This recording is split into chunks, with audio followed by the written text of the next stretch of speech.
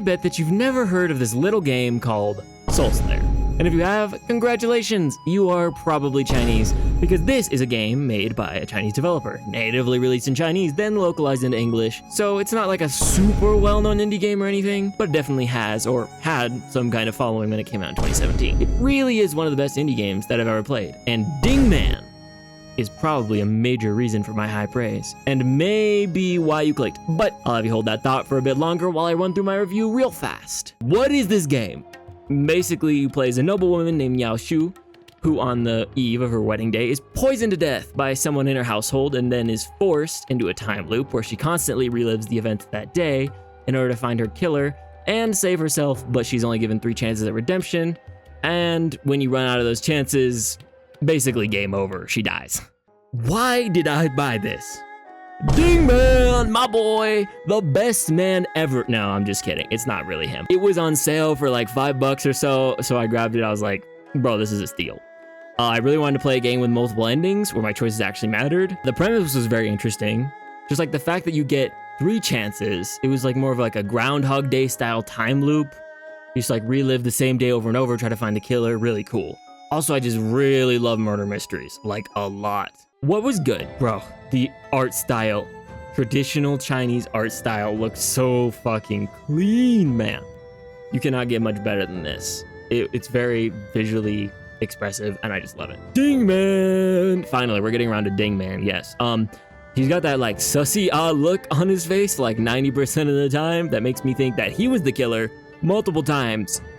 Spoiler alert, he fucking wasn't. How they handled death in the time loop, just like the way that it kind of seemed inevitable. I mean, it got annoying after a bit, but it was really deep in my opinion, like straight up. Like nothing you did actually ended up mattering because you just die over and over and over again. And it's like you couldn't get out of this time loop. It was frustrating and it was exhilarating at the same time.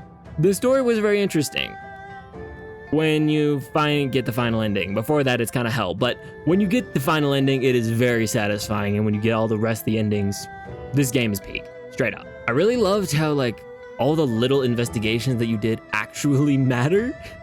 It's not often in games where you see this, where every single little thing you do is actually very important. In this game, there's a lot of clues, there's a lot of things that you just need to know. The OST is absolute fire as well. Like, I cannot lie. This OST should be on YouTube, but it is not. What was not so good? Okay, so some of the localization was a bit iffy at times, but you know, you can kind of excuse that since it's a translation between Chinese and English, which isn't really much of a walk in the park. And it's more of an indie project, and it didn't really affect the game that much, so I'll give it a pass on that. The UI was a bit scuffed. The text kept on fitting in weirdly in some of the boxes and sometimes just spilling over. The auto was kind of weird, actually, because like all the clue discoveries, the auto doesn't go through that. You have to press A. But after you press A, the auto turns off for some reason. It was very strange. Okay, this is probably my biggest gripe. The game had certain objects and certain people that had to be used to solve certain problems in very specific ways. So it can be some frustrating guesswork sometimes. Like I could think of multiple different answers to the same questions that were being asked, and they were all wrong because I'm stupid, first off. Skill issue, yes. But also because there's a couple answers that are very similar to each other and could imply very similar things. So it's a bit frustrating guesswork, but I mean, a lot of detective games have this, right? Like Danganronpa, same thing. Should you buy this? Yes, you should. Especially when it goes on sale, since it's only like $10 full price or $5 on sale. And I think that's worth literally every penny at that price. And it goes on sale every other month on Steam and on Switch. So if you're a fan of games with a lot of endings, then this game is definitely for you. Also, playing this game will introduce you to one of the best fictional characters ever created. Dingman, my boy, let's go.